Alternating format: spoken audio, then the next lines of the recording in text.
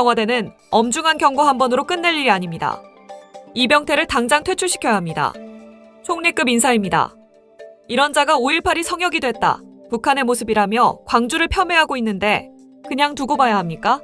이건 외연 확장이 아니라 국민에 대한 모욕입니다. 세월호를 조롱하고 친일을 정상이라 했던 전력에도 통합이라는 이름으로 품어준 자리. 그 대가가 광주에 대한 모욕이라면 답은 하나뿐입니다. 지금 필요한 건 즉각 경질입니다. 청와대의 침묵이 길어질수록 상처는 깊어집니다. 이 내용이 많은 분들께 알려질 수 있도록 구독과 좋아요 정중히 부탁드립니다. 부총리급 고위 공직자인 이병태 대통령 직속 규제합리화위원회 부위원장이 배제고 야구부 징계를 두고 5.18이 성역이 됐다, 북한 같다고 비판해서 논란이 일고 있습니다. 청와대는 오해의 소지가 있는 부적절한 처신이라며 엄중 경고했습니다. 보도에 배정현 기자입니다. 이병태 규제합리화위원회 부위원장은 지난 2일 SNS에 배제고가 광주 제일고와의 경기 중 스타벅스 가야지라는 응원 구호를 외쳐 징계 등이 거론되자 5.18이 성역이 됐다, 북한의 모습이라고 적었습니다. 최민희 더불어민주당 의원은 네, 맞다, 민주주의의 성역이다 라고 받아쳤고, 김준혁 민주당 의원은 당장 국민들께 머리 숙여 사과하라고 질타했습니다. 이 부위원장은 오늘 오전에는 비판도 표현의 자유다, 하지만 발언을 근거로 처벌은 기본권의 부인이라며 서울 한복판에서 김일성 만세를 외쳐도 허용되어야 한다고 주장했습니다. 청와대는 공개 경고했습니다. 강유정 청와대 수석대변인은 혐오와 조롱에 대한 정부의 단호한 거부 기조와 달리 오해의 소지가 있다며 부적절한 처신이다, 재발 방지를 강력히 요청했다고 밝혔습니다. 이병태에 대한 얘기겠습니다. 저는 솔직히 이 사람 직함 불러주기 싫어요. 저는 다른 사람은 몰라도 이병태라는 사람이 이재명 정부에서 한 자리를 차지했다는 것을 이해하지를 못하겠습니다. 우리가 좀 더 많은 사람을 우리의 편으로 끌어들이는 것은 좋은 일입니다. 그렇죠. 이게 바로 외연 확장 아니겠습니까? 그 외연 확장이 재건축이든 증축이든 뭐 솔직히 그 말장난 아닌가요? 그죠? 말장난이에요. 특히 지금 같은 경우에 지금 외연 확장을 하는 게 너무나도 중요한 문제인 거는 딱히 누가 이의를 제기할 상황도 아닙니다. 하지만 저는 이 이병태라는 사람을 우리 편으로 끌어들일 수 있는지가 솔직히 회의적이에요.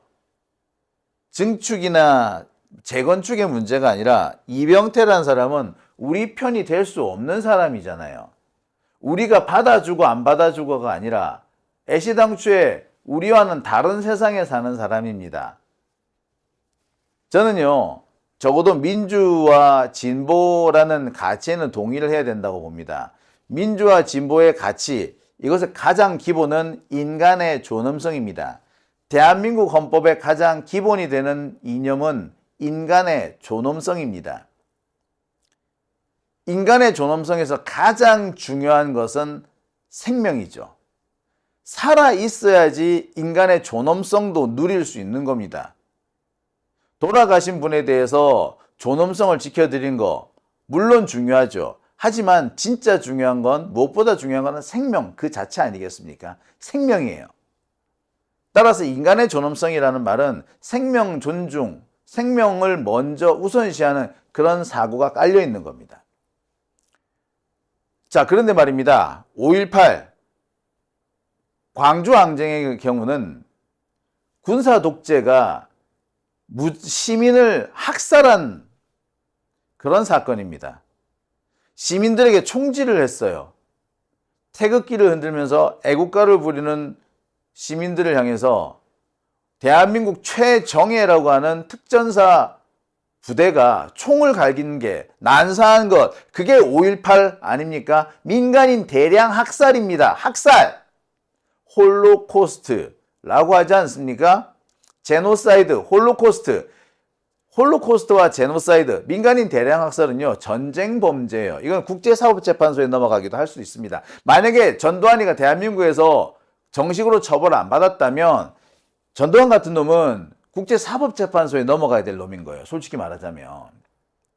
그 정도 사안입니다. 자, 그런데 그 학살극에서 돌아가신 분들, 피해자들을 조롱하는 거, 이게 과연 가당키나 합니까? 이게 표현의 자유입니까? 저는 이거는 표현의 자유가 아니라고 생각합니다. 군사독재 학살 때문에 돌아가신 분들, 군사독재 피해자들을 조롱을 할 수 있다고, 그게 표현의 자유라고 저는 생각을 못 하겠고요. 그걸 표현의 자유라고 대한민국 헌법이 인정해 주지도 않습니다. 그런데 이병태라는 사람은 너무나도 뻔뻔스럽게 표현의 자유라는 말을 함부로 찌꺼리고 있습니다. 표현의 자유 같은 소리 하고 있네. 아무튼 오늘 이재명 대통령이 이병태에 대해서 엄중 경고를 했다고 밝혔습니다.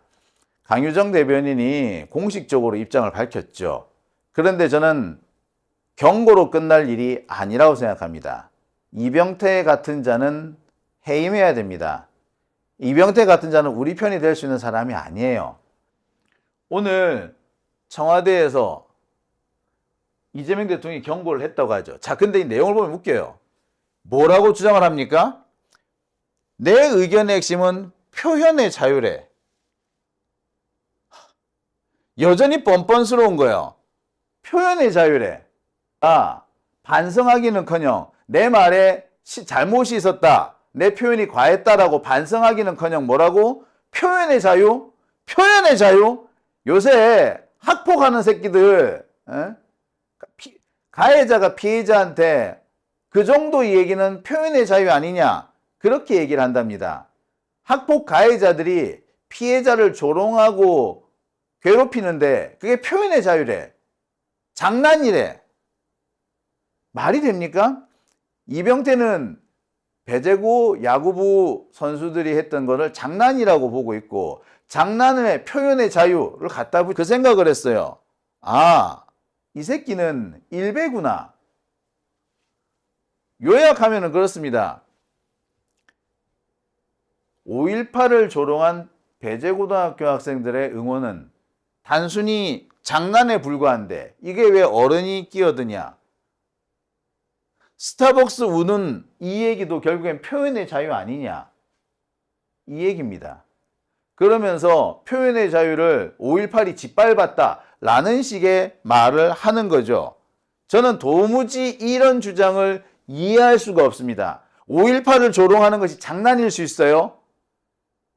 대한민국의 민주주의를 꽃피운 그 밑거름이 된 5.18 희생자들의 피를 조롱하는 것이 그게 장난이 될 수 있습니까? 그러면 3.1 운동도 조롱과 장난의 대상이 되겠네? 5.18 조롱이 장난이에요? 자, 유태인 학살, 이 학살도 그러면 표현의 자유니까 조롱의 대상이 될 수 있겠네? 어디 한번 해보지 어떻게 되는지. 어디 한번 해보지 어떻게 되는지. 이 이병태라는 놈은 정말 개새끼인 것이, 외국 나가보세요. 이렇게 하는 거 있죠. 이렇게 하는 것 가지고도 징계를 받습니다. 심지어 관중이 이런 짓을 했는데 해당 경기 홈 경기를 하는 그 프로 축구단이 몰수패를 당하기도 해요. 여러분 기억하실 겁니다. 손흥민 이런 식으로 이렇게 했던 그자들 어떻게 됐는지 얘기 들으셨죠? 장난으로 한 거 아니야. 그것도 표현의 자유겠네. 그런데 그게 표현의 자유로 인정이 될지? 이병태 같은 놈은 그런 국제적인 글로벌 스탠더드를 무시하는 겁니다. 시장의 자유를 주장하고 있다고 하는데 이게 시장의 자유야? 조롱의 자유가 시장의 자유야? 이게 장난이 될 수 있어요? 이게 표현의 자유가 될 수 있습니까? 이런 식의 말을 하는 사람이 어떻게 이재명 정부에서 고위직을 할 수 있습니까? 자신들이 나쁜 짓을 저질러 놓고 해서는 안 될 행동을 해놓고서는 흔히 쓰는 변명, 장난이다라고 하지. 장난. 이거 누가 합니까? 일베들이 그렇게 얘기합니다. 항상 얘네들은 급하면 장난이다, 표현의 자유다라고 얘기합니다. 학폭 가해자들이 흔한 변명이 장난이죠. 그런데 이병태는 여기다 대고 뭐라 그런다고요? 북한 같다고. 이런 사람들은 이재명 정부에 도움이 안 돼요. 이런 사람들입니다. 외연 확장이 아니라 오히려 지금 지지자들을 분노하게 만드는 겁니다. 오히려 지지자들이 떨어져 나가게 만들 거예요. 앞으로 이 이병태 같은 자들이 고비마다 계속해서 문제를 일으킬 겁니다. 그거는 고스란히 이재명 대통령한테 정치적 부담으로 작용하게 될 거예요. 지금 말씀하시는 이제 규제 합리화위원회인가요? 네. 예, 거기에 이제 부위원장을 세 분을 예. 하셨는데, 위원장은 참고로 대통령이십니다. 네, 그래서 부위원장 저도 보니까 이제 총리께서 네. 당연직으로 네. 국무총리가 하시고 민간위원장이 5인 이내까지 예. 임명이 가능한 것 같습니다. 그래서 3명을 하셨는데, 네, 지금 말씀하시는 이제 여러 이제 과거의 행보나 예. 말씀하신 것 중에 논란이 있는 걸 저도 언론 보도를 통해 봤습니다. 그래서 그게 아마 공직 인선하는 팀에서 청와대 팀에서 충분히 아마 검증을 했을 텐데 그 나름의 판단이 있지 않았겠나 싶고요. 저 개인적으로는 그 교수님이 과거에 제가 봐도 세월호 문제나 이런 거는 전 잘 이해는 안 되더라고요. 아마 그러니까 세월호 참사 추모는 이 사회의 천박함의 상징이다. 그리고 문재인 전 대통령과 문재인 전 정부를 향해서 치매, 정신분열, 기생충 뭐 이런 막말을 했고요. 친홍준표계로 알려져 있고 무슨 자유시장 경제 뭐 이런 얘기를 하는 건 좋은데 이런 얘기를 했습니다. 호랑이 굴에 들어가서 상처뿐인 상태로 버려지더라도 경제적 자유를 위한 마지막 외침을 해보고 사회적 기여를 끝내고자 한다라는 메시지를 2015년 5월 12일에 냈습니다. 저 어제 나올 때 이렇게 어떤 거 물어본다고 알려주실 때 없었잖아요.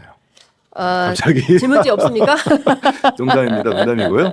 그 일단은 제가 좀 전에 말씀드린 것처럼 어떤 대통령의 인선 네. 기준이 있을 거고, 전 다만 지금 말씀하신 그런 어떤 논란 부분이 있는 거는 제 기사를 볼 때는 우리 국민들 보실 때 좀 불편하신 부분들이 있다면 본인이 조금 더 해명할 필요는 있지 않겠나. 이분이 생각이 이런 듭니다. 부분에 대해서 단 한 번도 사과하신 적이 없어요. 아, 그렇습니까? 예. 그러면 이미 이제 그 뭐 아무리 그 사인이나 예. 민간인 쪽에 계셨다 하더라도, 물론 뭐 여기 이 자리가 또 민간 위원 몫이긴 합니다만, 예. 그래도 우리 정부의 중요한 또 위원회에 네. 참여하신 만큼 여기에 대해서는 필요하다면 본인의 입장이 좀 나오면 좋지 않겠나 생각합니다. 그러나 이 부위원장단은 인사청문 대상은 아니라고 하더라고요. 예, 이건 바로 임명한 것 그렇죠. 같던데요. 바로 임명 네, 네. 위촉이라는 표현을 쓰던데. 위촉, 예, 그렇습니다. 예, 그러니까 정부 바로 위원회이기 됐기 때문에 이제 이분들의 임기는 시작이 곧 되는 걸로 이제 전해지고 있고요. 이 관련해서는 사실은 다른 거 다 떠나서 세월호 의원님께서 말씀하신 대로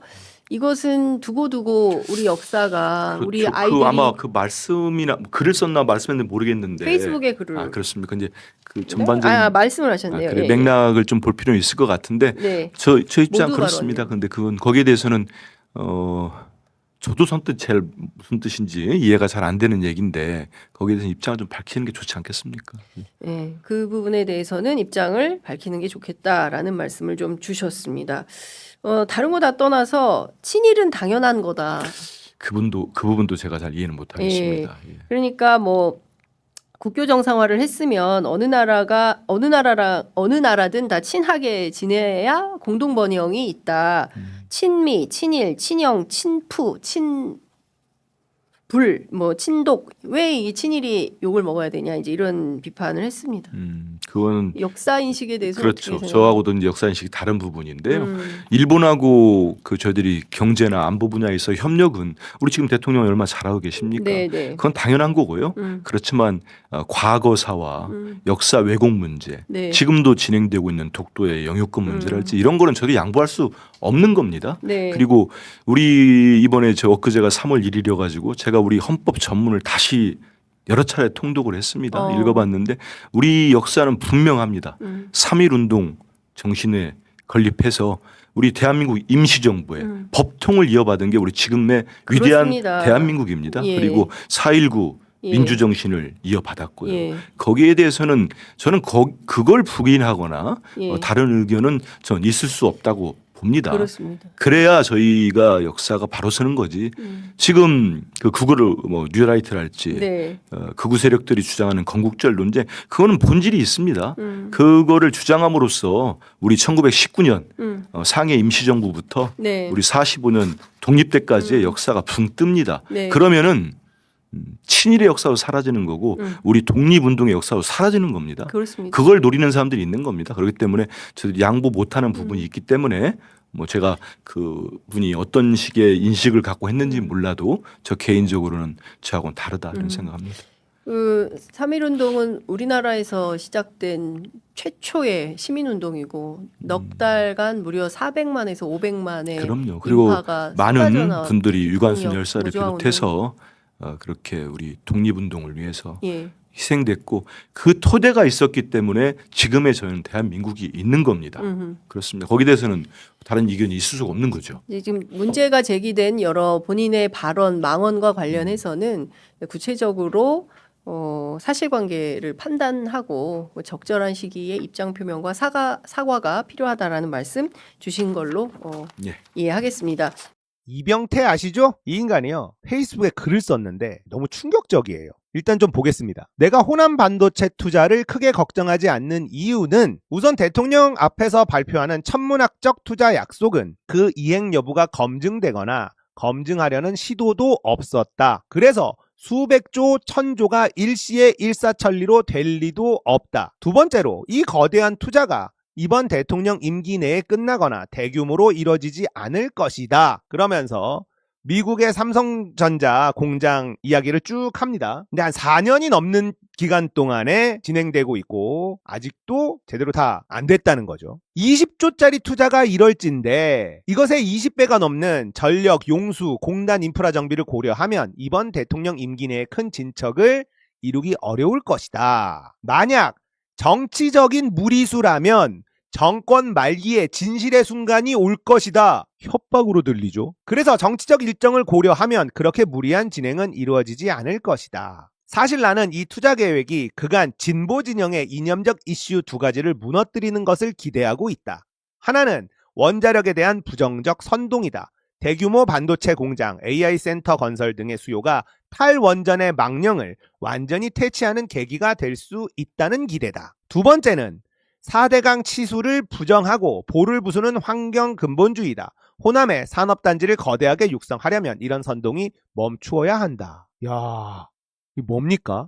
이병태가요, 이재명 대통령에게 빅엿을 선사했어요. 대통령의 호남 반도체 투자 발표는 의도된 것이고 정권 말에 진상이 밝혀질 거다. 이렇게 말했어요. 협박처럼 들리지 않습니까? 천문학적 투자 약속은 그 이행 여부가 검증되거나 검증하려는 시도조차 없었다. 수백조, 수천조가 일시에 일사천리로 될 리도 없다. 이건 호남 유권자들을 위한 쇼라는 뜻 아닙니까? 전당대회를 위해서 대통령이 오버하는 거다. 이렇게 말하고 있는 것 아닙니까? 미국의 반도체 공장 20조 규모였는데 4년 넘게 걸려. 호남 반도체는 20배 넘는 규모인데 임기 내에 제대로 진척을 이룰 수 없다. 정치적인 무리수라면 정권 말기에 진실의 순간이 올 것이다. 와, 섬뜩합니다. 이게 도대체 무슨 의미지? 그리고는 이병태가요, 이 투자 계획이 그간 진보 진영의 이념적 이슈 두 가지를 무너뜨릴 거다고 기대한대요. 원전에 대한 부정적 선동, 4대강 업적을 부정하는 세력들이 무너질 거라는 기대. 진짜 이 이병태의 주장이 황당한 건요, 지금 이재명 대통령이 호남의 반도체 팹을 건설하라는 가장 큰 이유가 재생에너지 때문이에요. 원전을 지으면 너무 늦어요. 원전으로 호남 반도체 팹을 돌릴 수 없기 때문에 재생에너지가 풍부한 호남을 선택한 거거든요. 반도체는 사이클 산업입니다. 원전은요, 최소 15년은 잡아야 돼요. 20년 이상 걸립니다. 부지 선정에만 얼마 걸리겠습니까? 원전 여기다 지을게 하면 거기 주민들이 가만히 있겠어요? 난리 납니다. 그래서 최소 15년이고요. 20년 잡아야 돼요. 그럼 15년 뒤에나 원전 전기로 반도체 팹을 돌린다는 계획, 이걸 누가 세울 수 있습니까? 게다가 RE100이라는 아주 중요한 허들이 존재하고 있습니다. 원전으로는 RE100을 충족시킬 수 없어요. 그래서 호남에 반도체 투자를 하는 겁니다. 대통령의 의지도 있지만요, 삼성과 하이닉스도 바보가 아니죠. 이해관계가 맞아떨어지기 때문에 호남 투자를 결정한 겁니다. 탈원전의 망령, 이거 진짜 개소리예요. 황당한 소리입니다. 또 4대강 사업이 있었기 때문에 반도체 공장에 물 공급이 가능하다는 주장. 이것도 근거가 전혀 없죠. 둘 다 황당한 소리예요. 그러니까 이병태가 주장하는 거는 이재명 대통령이 호남 반도체 투자 발표로 국힘이 이룬 업적이 재평가 받을 것이다. 이 소리잖아요. 이병태라는 인간은 이재명 정부에서 일하고 있지만 뼛속까지 국힘 인간이라는 것을 스스로 입증하고 있는 겁니다. 이거 대단히 모욕적이죠.